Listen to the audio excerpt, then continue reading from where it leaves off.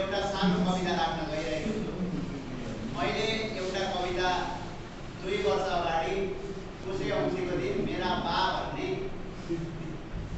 कविताको शीर्षकमा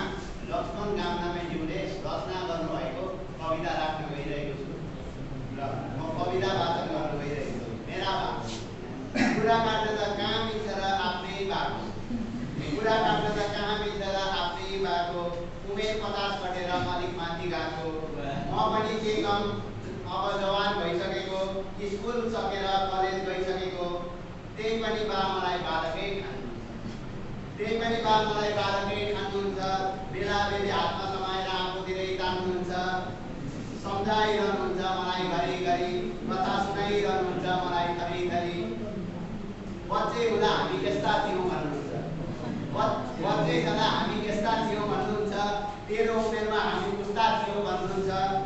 स्कुल जानु अघि घाँस काट्नुहुन्थ्यो अरे, भुँडी दुख्यो भनेर कहिलेकाहीँ त्यत्तिकै ढाँट्नुहुन्थ्यो अरे, बाँदर खेलाउनुहुन्थ्यो अरे, हलो जोत्नुहुन्थ्यो अरे, हातैले गोबर मुछेर हलो पोच्नुहुन्थ्यो अरे, हिँड पनि नलागेको भैँसीका डडालुमा बसेर चलाउनुहुन्थ्यो अरे, कत्रो आमाले लुकाएको मनिका लुसुक्क बेचेर दार्जिलिङतिर हराउनुहुन्थ्यो अरे, खाली खुट्टै पहिलो स्कुल जान्थ्यौँ भन्नुहुन्छ, आजका नाममा बासी भातबाट खान्थ्यौँ भन्नुहुन्छ, ठुलै हुन्थ्यो लुगा नलगाई गाउँ जानुहुन्थ्यो अरे, बहिनीका भातको घिउ सुटुक्क आफ्नामा सार्नुहुन्थ्यो अरे, दौराका बाउलाले सिगान पुस्नुहुन्थ्यो अरे, दुम्सी रुप्ने दुलाहरूमा बस्नुहुन्थ्यो अरे, ढुङ्गाले टोकेर बेला बेलै रुनुहुन्थ्यो अरे, 3 महिनामा पानी तताएर घाँटी धुनुहुन्थ्यो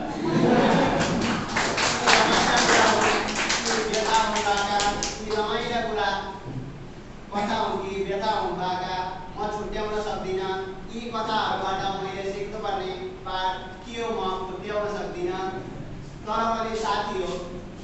बा भनेको बा नै हो, बालाई हामीले मान्नै पर्छ, बाको कदर गर्न सबैले जान्नै पर्छ।